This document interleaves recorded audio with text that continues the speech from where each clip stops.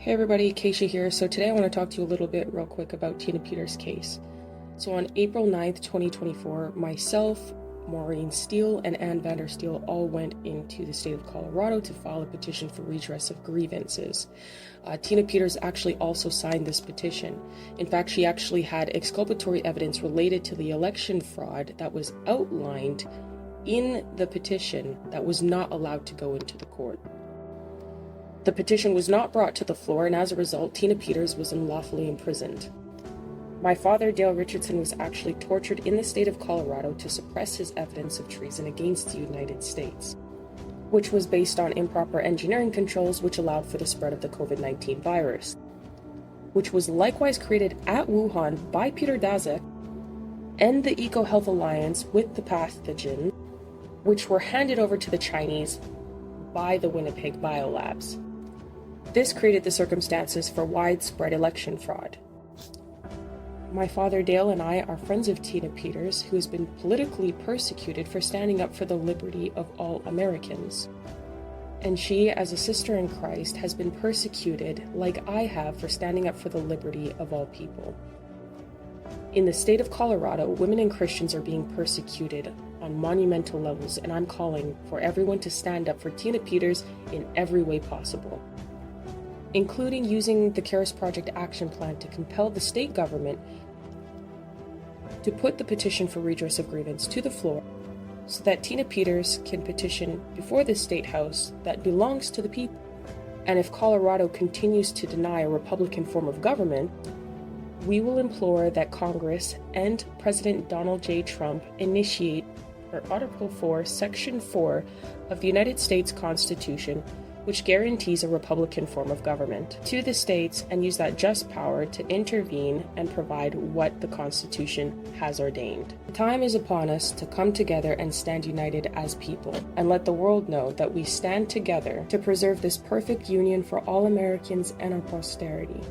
That is why, y'all already know, I'm going to leave you with my favorite quote. The greatest want of the world is the want of men.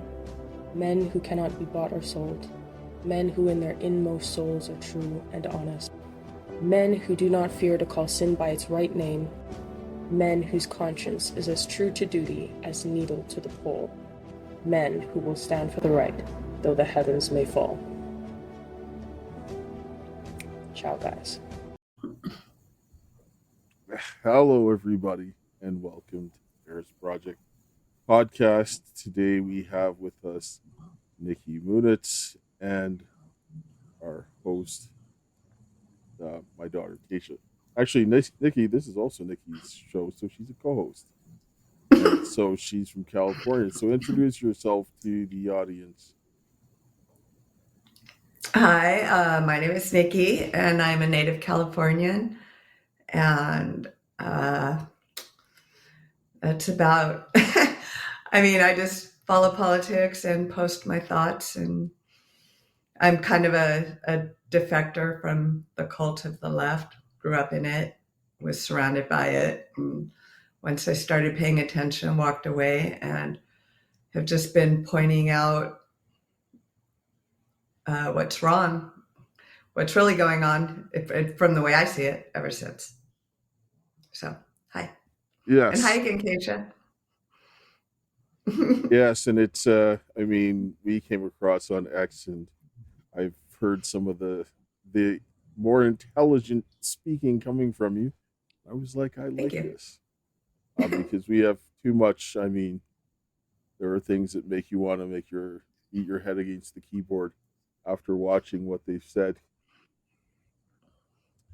And speaking about stupidity, let's get right into it. We'll talk about Mr. Zelensky himself meeting up with Trump and J.D. Vance, because, it speaks for itself. So let's get into it. Trump, and God bless, now President Trump will stop him. But during 2014, nobody stopped him. He just occupied and took. He killed people. You know what the contact 2015. 2014. 2014 and 2014. Yeah. So I was not here. Yeah, but that's exactly right. Yes, but during 2014 till 2022, Yeah, the situation the same. The people have been dying on the contact line. Nobody stopped him. You know that we had conversations with him, a lot of conversation, my bilateral conversation, and we signed with him, me, like a new president. In 2019, I signed with him the deal. I signed with him, Macron and Merkel, we signed ceasefire. Ceasefire. All of them told me that he will never go. We signed him with gas contract. Gas contract. Yes, but after that, he broken this ceasefire. He killed our people and he didn't exchange prisoners. We signed the exchange of prisoners, but he didn't do it. What kind of diplomacy, JD, you are speaking about? What do you mean? I'm talking about the kind of diplomacy that's going to end the destruction of your country. Yes, but if you Mr. President, with respect, I think it's disrespectful for you to come into the Oval Office and try to litigate this in front of the American media. Right now, you guys are going around and forcing conscripts to the front lines because you have manpower problems. You should be thanking the president for trying to bring an end to this conflict. Have you ever been to Ukraine that you say what problems we have? I have been to. Come once. I've actually watched and seen the stories, and I know what happens is you bring them on a propaganda tour, Mr. President.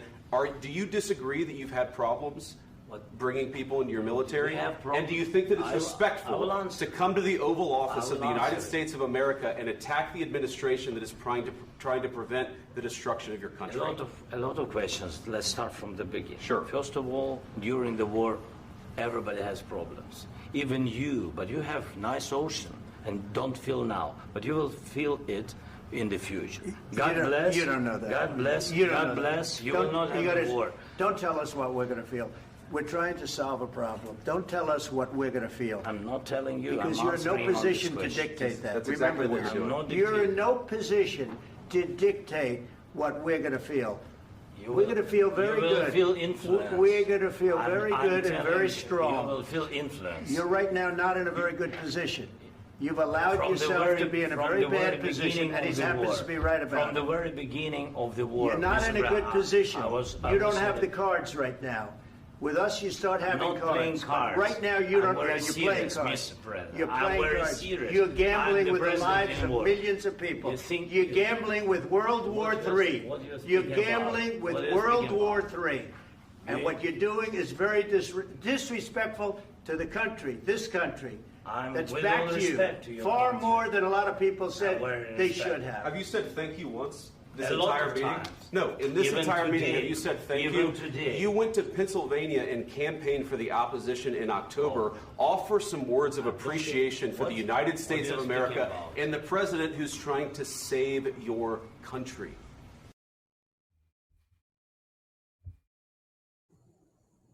Yeah, I mean,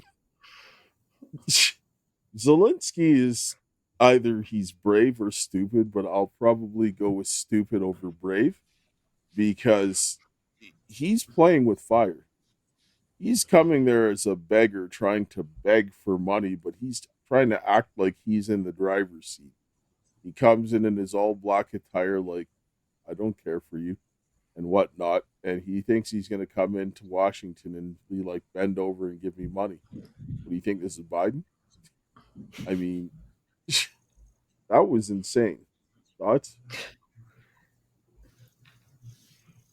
Yeah, that was crazy. I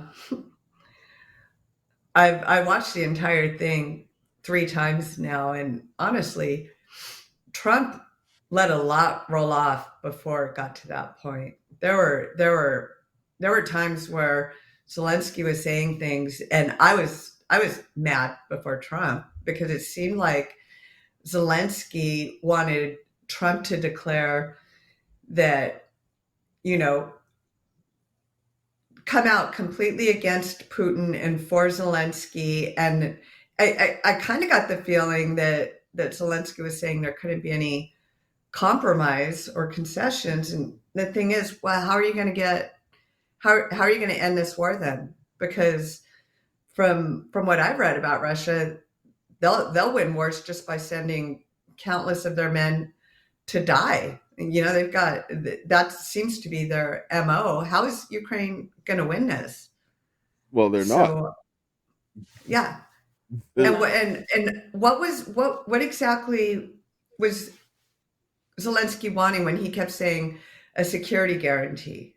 Because if he's saying he wants Ukraine in NATO, well, I mean, if I'm in charge of Russia, that's unacceptable, because now I mean, how do you survive if you're Russia, Well, if that much is in NATO? well, you have to sit down and think about what provoked the war. Nobody wants to talk about it.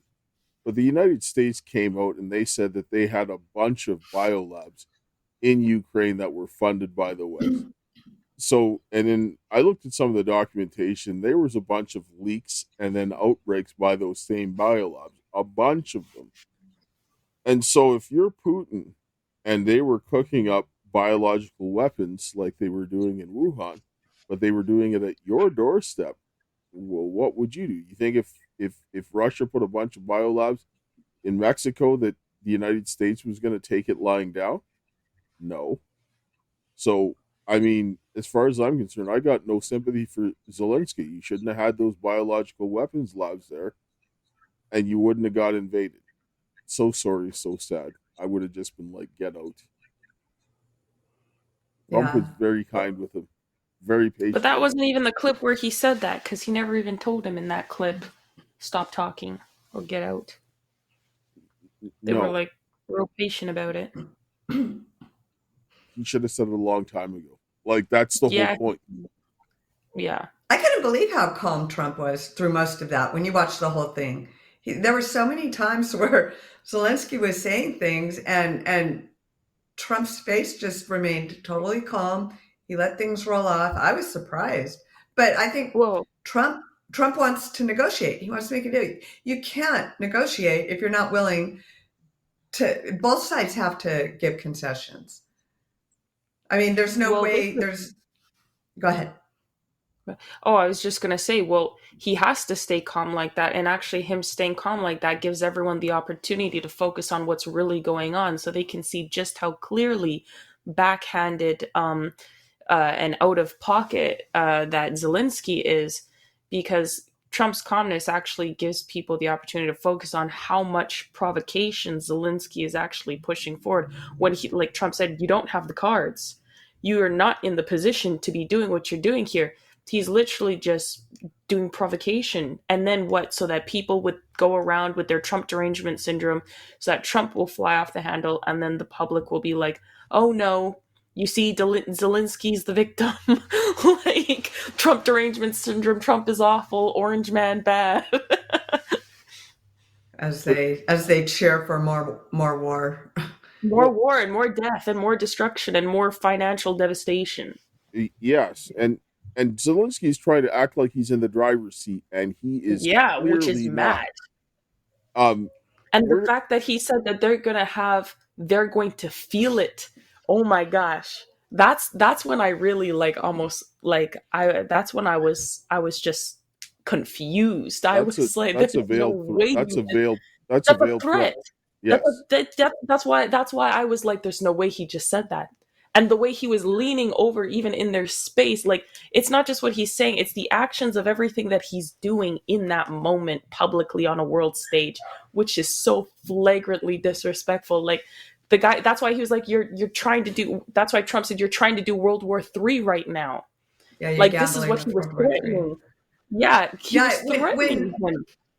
When Zelensky said that about you'll feel it over here, I wasn't sure, because I know there's a language barrier. He very well may have meant it as a veiled threat, but part of me thought maybe, because he kind of looked confused by the reaction, that maybe he was trying to say that if we don't get Russia under control, they're going to expand and come after us. But I don't believe that for a second. I think Russia is just trying to keep NATO from being, having all the strategic advantage. They don't want Ukraine in NATO. And also at the beginning, and I'm not going to claim to be an expert on this by any means. I've been cramming it all in ever since, the war started. But at the beginning, I was in spaces where Eastern Ukrainians were saying that first off, they were being denied services and protection from the Ukrainian government. And they've even said that they were being attacked and killed by the Ukrainian government. So at that point, I was like, well, I can't just declare a good guy and a bad guy, because I might be supporting something that's evil. I don't know. So I've just been in learn mode with this. But then I heard it again just the other day. I was in a space again, and the Eastern Ukrainians were saying that the Ukrainian government is coming after them. And so from my, 20,000 mile view, it kind of seems like potentially there's a kind of a civil war, for lack of a better term, going on inside Ukraine. And, there's a lot who want to associate with Russia. And so it doesn't seem like a very black and white issue to me. But one thing that is 100% black and white is obviously Ukraine needs to stay neutral. Just like I think Gaza needs to be neutral. There needs to be a buffer. I don't think Gaza should have, I don't think Israel and all the people who want them dead should share a border. Just like I don't think Russia should have to share a complete border with NATO. There's already a lot of NATO countries bordering Russia, but Ukraine would be like the deal breaker, obviously. So it's just, not everything can be boiled down to there's a good guy and a bad guy. That's not how the real world works. And I've never heard a single person explain to me why on earth Russia would accept Ukraine being in NATO. And they all tell me, oh, those are Putin talking points. Putin doesn't care. I'm not even basing it on what Putin said. I haven't listened to what Putin says. It doesn't matter. Yeah. If I were in charge of Russia, I wouldn't want Ukraine. Exactly. Exactly. But I remember when the Berlin Wall fell and they were talking with Gorbachev and all that stuff. And one of the deals that was made was that NATO would not advance towards Russia, that they would just leave them to be there. Now NATO is bordering Russia. They just said, so they're violating the agreement that they made with Russia. And then, by the way, we're going to put these biological weapons labs right on your doorstep, but not just one or two, but there's like 30. Yeah. That's aggression. And I'm not sitting down and saying Putin's innocent, but you got to sit down and say, listen, you can't expect that to happen. That's how countries get invaded. Well, that's why when Zelensky said, you're going to feel it over here, and he kept repeating it. And that's when Trump was like, no, that's enough. He knew exactly what he was saying, because he knows the amount of biolabs that he has down there in Ukraine and what they were doing, like what their involvement was with everything that happened the last 4.5 years. He knows exactly what he's talking about. And maybe we don't know how exactly he means that you're going to feel it, but he has multiple means. He doesn't have the strength of what he's saying to accomplish the weight of what he's saying, but he's talking about doing something disgusting and underhanded, and that's short. No, it seems like what he's demanding is that we be his henchmen, or the West. Yes. Because with no authority, or else he's going to do something. He's going to do something grimy. Honestly, Ukraine, I'm sorry. Ukraine is always, at this point, Ukraine is a country that is involved in a whole heap of mess. As far as I'm concerned, Ukraine is like down the toilet. And I have no personal effects for Russia or Ukraine. I could care less. It's just what we're watching happen. And I'm just like, the country, it's completely, the leaders at least are completely rogue. The citizens, like you were saying, talking about how they're being actually hunted down by the actual government. What were you saying? I don't know. Let me think. I don't remember. But because whatever Kaysha said after made me think of something else, but I don't remember that either. Okay. So, you're talking about NATO bordering, NATO advancing to Russia, and how the agreement was that they don't.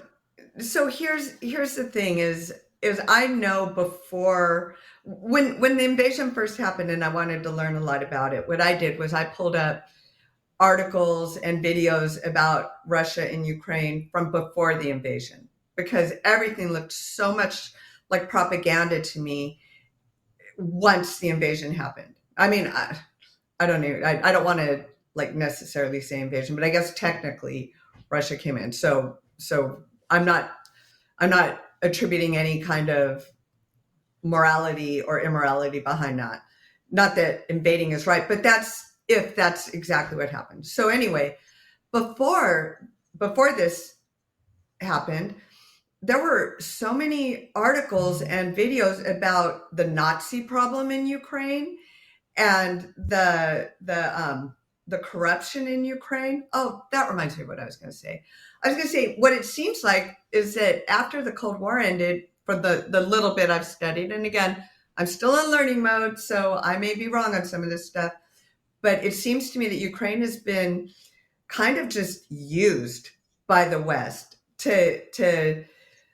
for obviously money laundering and corruption and stuff like that, but also to gain a strategic advantage over Russia. This entire thing feels to me like a proxy war for us.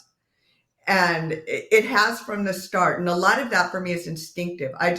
The propaganda is off the charts. The whole character of Zelensky, the way he's been paraded around and the costumes. And now, to be fair, when he said he would get a costume, I've heard that when you translate the language, it kind of means suit in his language. But it has seemed like a costume. He has seemed like an actor throughout this entire thing. And when you study World War II and things like that, that's how propaganda has always worked. And I don't like this entire clique mentality, but it's actually emotional manipulation where you're not allowed to question certain things. You're not allowed to say certain things, or else, if you even question the narrative, you're pro-Putin, which is just stupid. Putin probably is a bad guy. I have no doubt, but that doesn't mean that the other players are good guys. And since when do we even trust our own government? Because I haven't trusted my own government since, really going back to 2009 when I started paying attention. But it's only gotten worse and worse. I don't trust my own government. So why am I going to just decide in this case, they're the good guys and to buy their narrative? Again, I'm not saying Russia's the good guys. Sometimes there are no good guys, but everybody wants to survive. Well, that's the bottom line. This is my point, is that here in Canada, our troops are eating spoiled rations, right? They don't even have proper equipment. They've had helicopters fall out of the air because they didn't have the equipment to properly maintain them. Now they're watching military equipment getting sent over to the Ukraine that I can guarantee you there's a lot of men in the Canadian military that are pissed off seeing that money go over there. They're like, we got to eat spoiled food. We can't properly get our stuff done. We can't protect our own country. So that's not my problem. What Zelensky did and allowed the United States to go in and put those biolabs, well, just shut them down, tuck your tail between your legs, and make peace, because we can't afford to pay for what you allowed to happen in your country. Not my problem. But I get the feeling the left has no interest in peace. Why? They benefit from chaos. When countries are about to go bankrupt, wars tend to save them from that. They have a lot of dirty business that they wouldn't mind wiping the slate clean. They're losing, even with all their propaganda. They're, like conservatives are kind of gaining steam in the culture, and the left doesn't like our system of governance because it's governed at governance by the consent of the governed, and they don't like that. They worship the government. They want the government to have the power. So what's their incentive? I don't see that they really lose anything by a war. And when they can paint it as good guys and bad guys, well, that's the draw of the left, is you get to be a savior. You're the good guys, and that's the other thing is with the left, they decide who the good guys are. And then whoever the bad guys are, you don't have a choice. There's nothing you can do to get out of it. And I can't help but get the feeling that there's some of that at play with Russia. We've heard our entire lives, Russia's the villain. Just because I've been told that my entire life makes me even more skeptical of it. And again, I'm not saying they're not, but I don't like being pressured to hate or fear certain groups. I need to be convinced with my own eyes that I should. And all I've gotten so far is these people pushing the message. Well, that's it. I've never had any problem with Russians, ever. I saw that they had a bureaucracy, something like what we have now, that was just robbing everybody, and they had a system of elites and that were controlling them, and they were putting their own people to die. So I'm like, well, I don't like you. I don't like the guys that are doing that. But the average Russian guy, it's not my problem. He's suffering worse at the hands of his own government. So we have to stop looking at it as like us and them, because you have to look at the reasons why, right? Because Putin he's an ex-KGB. Is he a clean guy? No. But does he want biological weapons at his doorstep funded by the United States? No. Because if you're going to betray your own country, what's going to make you loyal to him? Nobody can trust somebody who sells out their own country. You can't. So he's not stupid. Go ahead. Well, and he would go down in history as the one who committed national suicide for Russia.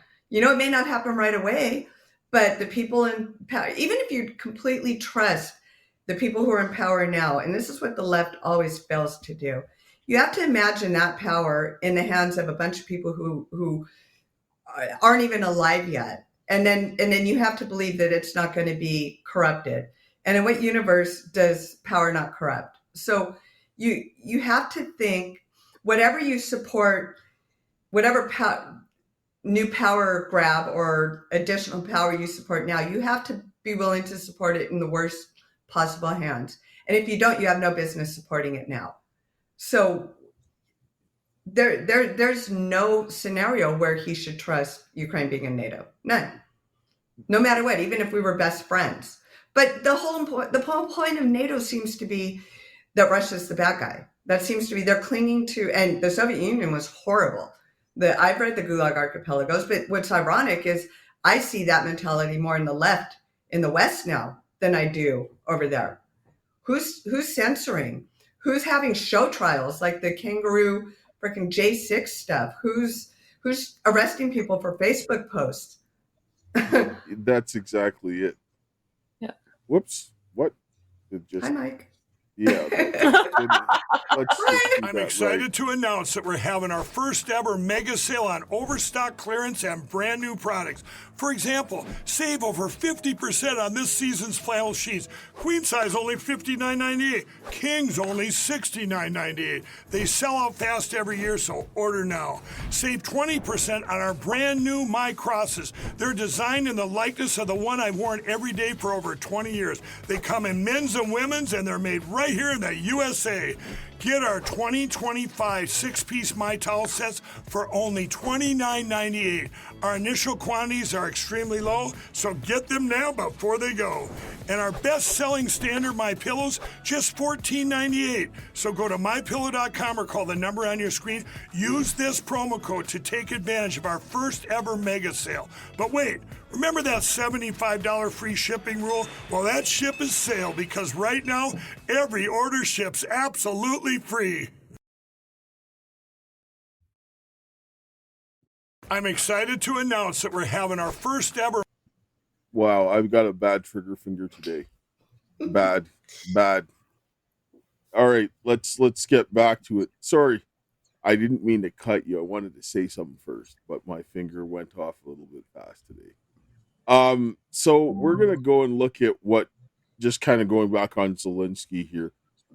He actually was campaigning for the Democrats, right? And we're gonna listen to a clip. This is where I'm looking at the audacity level of Zelensky coming in and starting to demand it, regardless of whether he was threatening that he was going to do something or saying that Putin's just going to steamroll through here and then come for the United States, so you're going to feel it after they've just laid waste of Europe.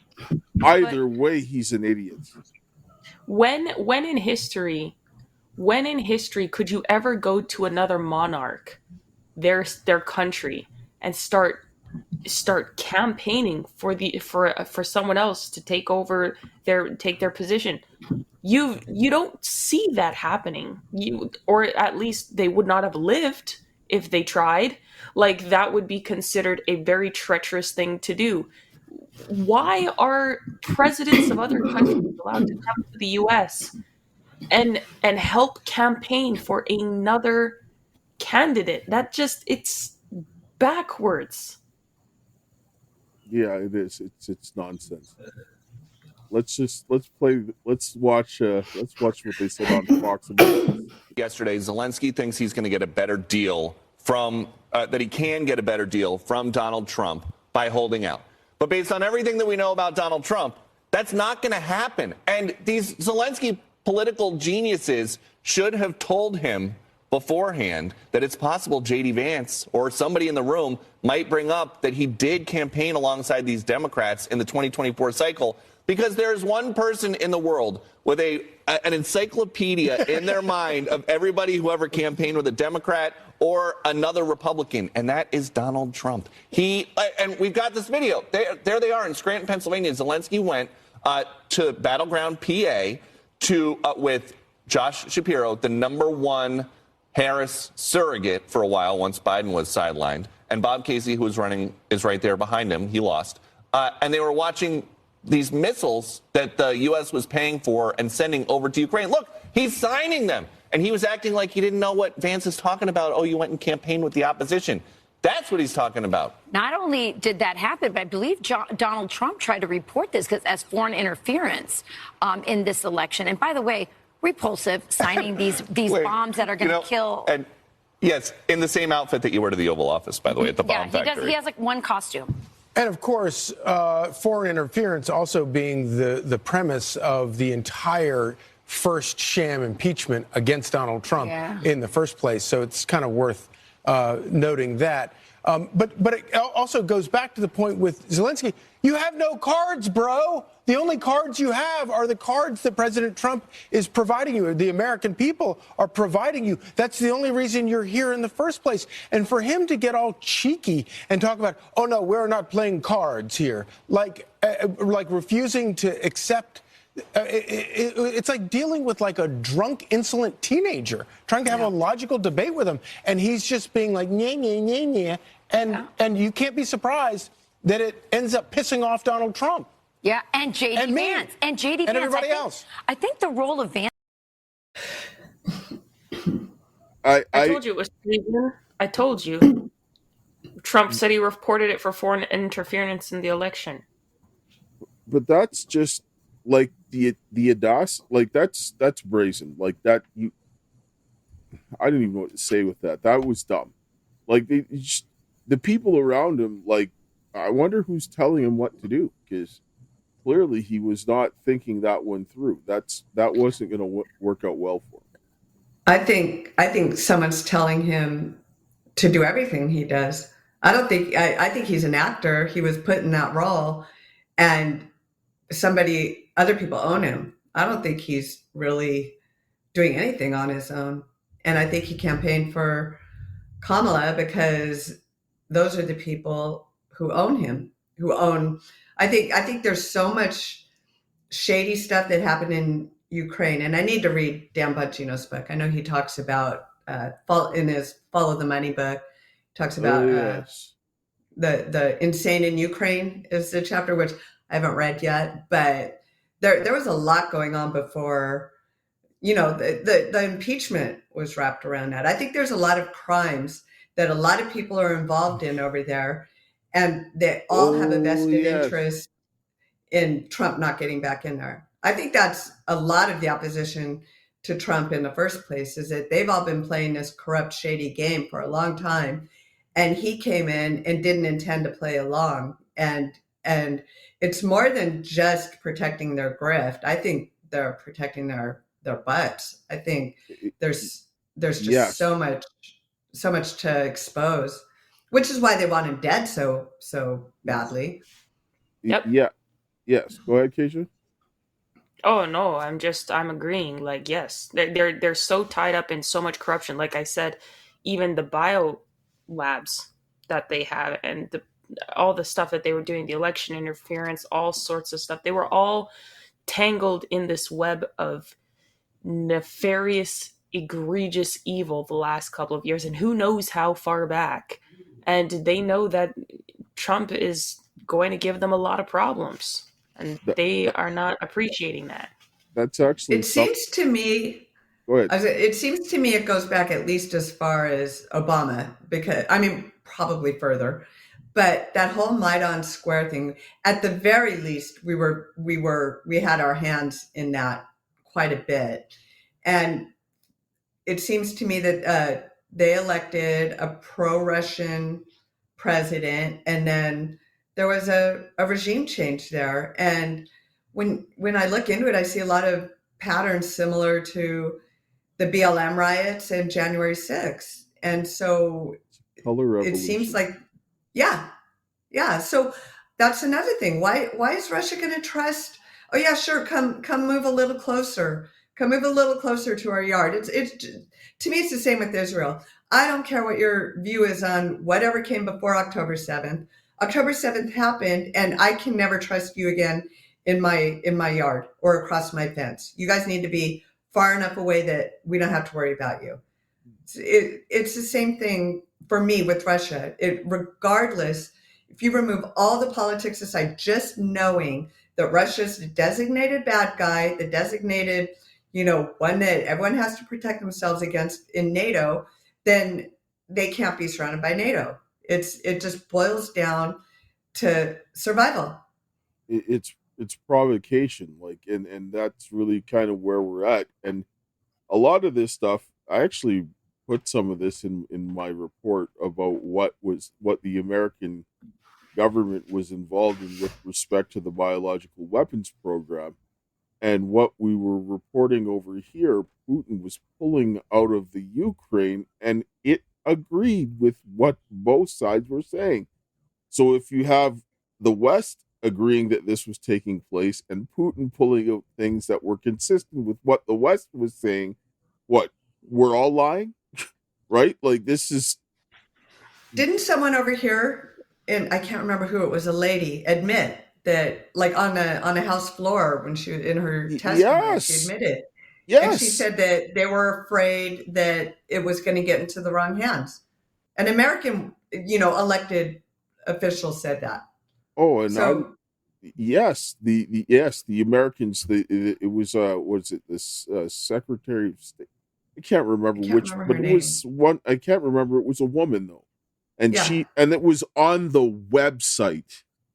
Pulled it right after I saw it. I went straight to the website and I looked and I said, "Lo and behold, there it was. There it was. The admission that they had those biological weapons programs in there." But then it's not even just that, right? Like, it's all of the other things that are going on. That's a money laundering pit.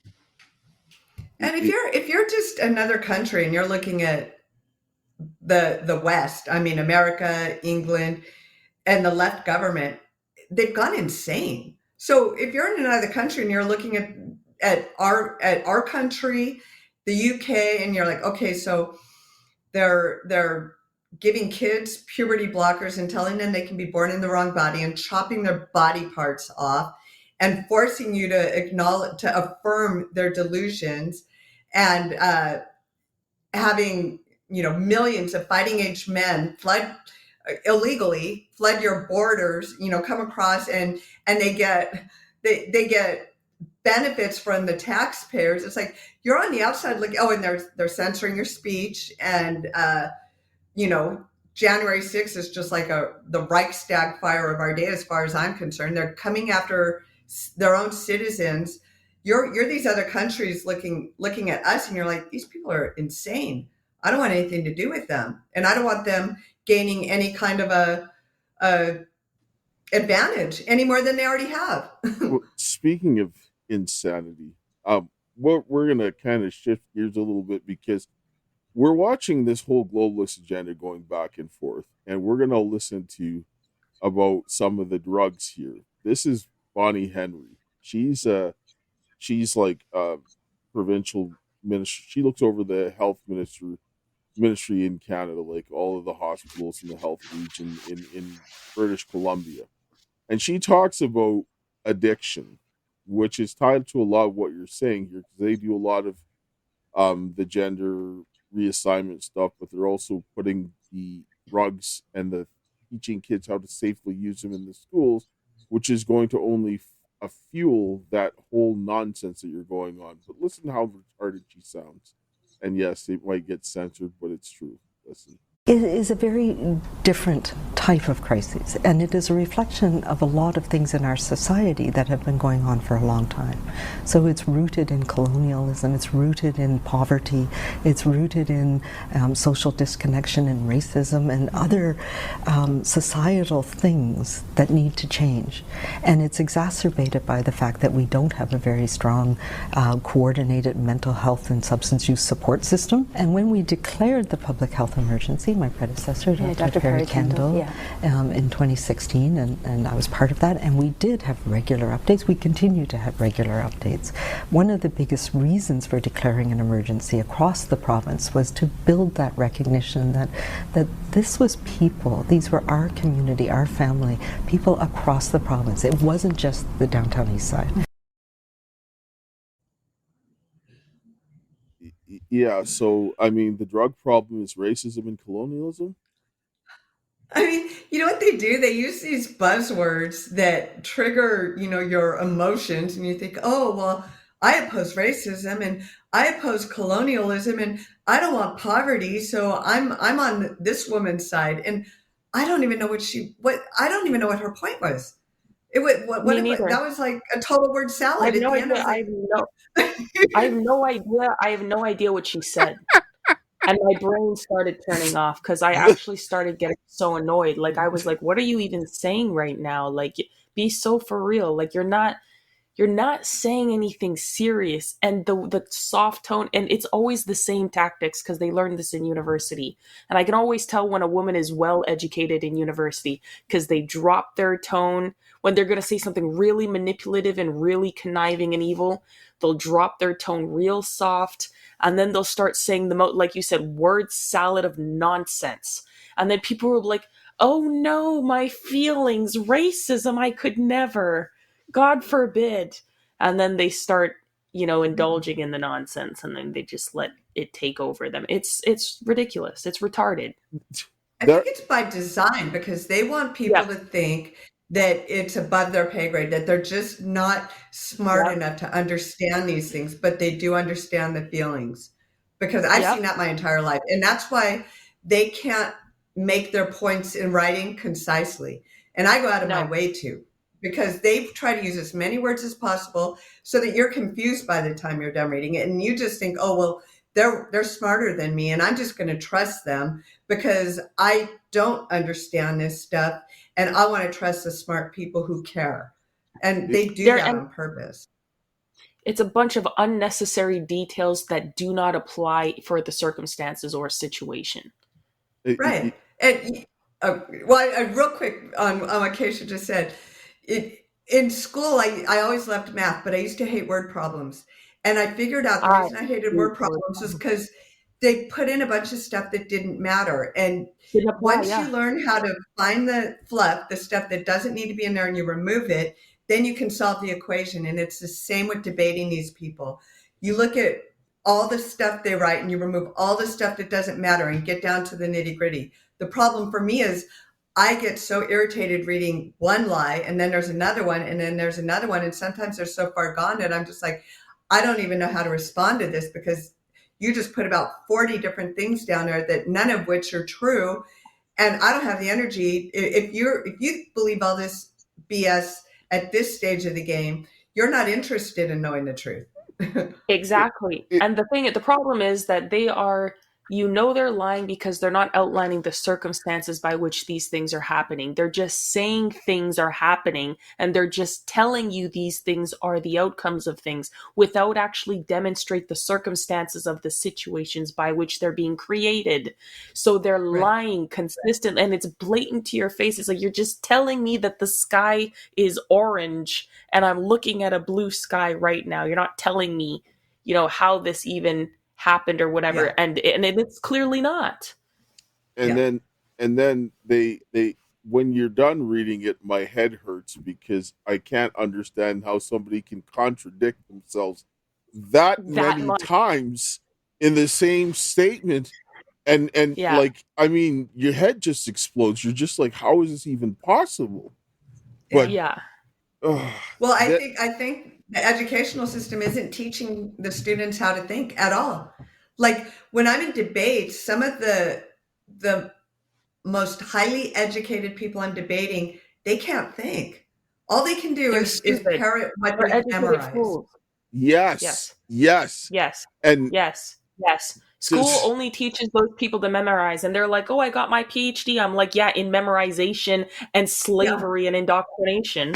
We'll touch onto that, but I wanted to go back onto the drug issue here, because when you listen to this woman and you think about most of those super labs that they're finding in Canada comes in the province that she came from, you listen to what these guys are saying and you begin to understand more about why Trump is doing these tariffs. Daniela, I'm hearing from current and former high-level police officers that say, despite what the Globe and Mail or Daniel Dale at CNN are reporting about, 40 kilograms is it. No, Canadians have no idea the level of criminal money laundering running through our cities that's connected to this. So that's the issue. I just want to add, before we look, where do we go from here? What Mark is saying about a hurricane, that hurricane is going to hit us with 25% or more if we don't put a real fentanyl czar in place. That is someone with credibility, that the U.S. government, look, they're not going to be fooled if you put a Justin Trudeau office lackey in that position. They need someone that can assure the American government that the RCMP will work with the DEA if they want to put a wiretap on a triad boss or a cartel boss in Vancouver and Toronto, because it didn't happen before. The last point is, look, this U.S.-Canada strike force on organized crime, I believe the American government is going to want to see legal memorandums of understanding signed with Ottawa saying this isn't just pretty language to put off a tariff. This is some sort of joint laws between Canada and the United States where we will have, you working with the fentanyl czar. If the FBI and DEA want to come up to Vancouver and bust one of these triad command control money laundering nodes, which, by the way, I'm afraid, I'll say it, some of these bosses are connected to funding of the Trudeau Liberals. I'll just drop that because it's true. And I believe the Trump administration knows it. So the Americans, we're now, in the Germany-Greece European Union relationship. Canada and United States are there. They're not trusting our word anymore. They need to see our homework. I just want to say here, Canada did appoint a border fentanyl czar. I'm going to tell you who it is.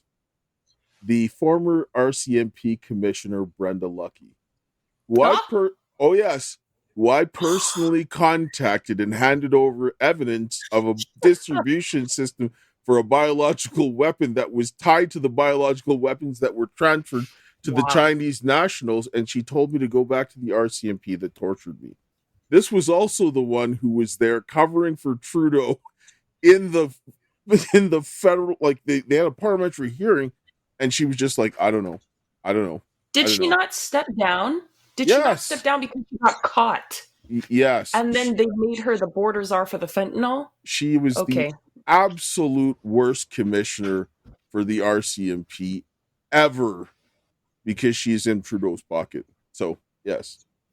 This is who you have to the north. I mean, that doesn't surprise me. Government's not going to keep itself in check. People are getting rich off these things. they're going to appoint people who keep the grift going and who keep the power going and who are going to play along.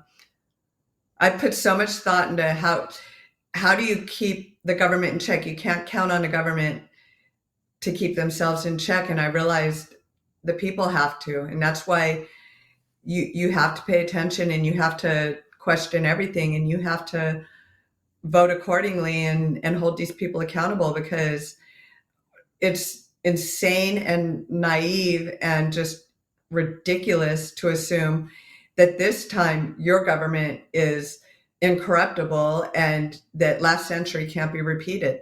I mean, I can't tell you how many Americans, especially, on the left, think what happened, it's ironic enough that they call everybody who disagrees with them Nazis, but it doesn't occur to them that they could be, I call them future boxcar loaders, because they dehumanize. That's what they are. They're calling everyone that they're calling Nazis, which ironically, they don't call the Azov Battalion Nazis, as they demand to send those people more money, but they call all the conservatives Nazis without even knowing what that means. And in the process, they're saying any action against those people is justified because they're evil, bad, super dangerous Nazis. And these people would totally be willing to load all these so-called Nazis onto the boxcars. They don't realize they are the freaking Nazis. And I don't mean they're literally Nazis. They're the same mentality that has supported or enabled mass evil throughout history. And they're convinced they can't be the bad guys, and the people they support can't be the bad guys.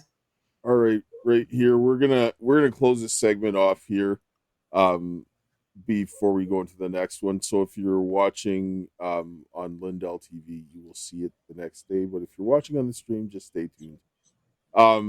So we're gonna get into some of the other politics. One thing I'll say about Canadian politics, it is funny. They're dumber than Americans, and they're really funny when they're dumb. And so we'll just, Nikki, tell people how they can reach you, how they can support you, since this is now your this is your show that you're going to be regular on. And also remember to subscribe, because it's got its own channel now, so on Rumble. So you'll see it in the description. Just tune in and help me figure out how to do this podcast stuff and build an audience, and give me feedback what you would like for me to do differently. And I'm on X. That's where you find me. Yes, and her links are in the description as well. If you're watching on X, on the Karis Project, no, not X, sorry. If you're watching on the on Rumble, you will see the links in the description on the Cali Corner channel. And if you're watching on Facebook on the Karis Project, you will also see that. I will close this segment with a prayer, and I'll give Kaysha her final thoughts, and then we will take a short break, and we'll be back. So, Heavenly Father, Lord, we thank you for this day. We thank you for your love, grace, and mercy.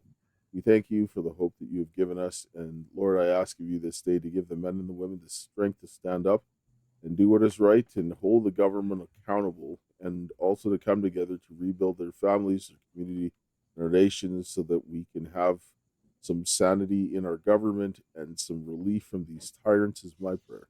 In Jesus' name, amen.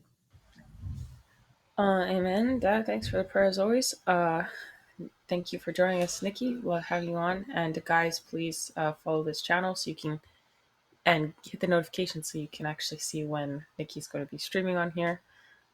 She has great insight, as you guys can see, and we always love having her on. Anyways, if you're going to be on watching on Lindell TV, you'll see part 2 tomorrow. And if you are watching on any other platforms, just stay tuned in the next couple of minutes, and we will be on the other side for part 2. Anyways, thanks guys for your time and considerations, and we will catch you in the next one. And to my dearest Karis, until we meet again, my friend, and we will chat.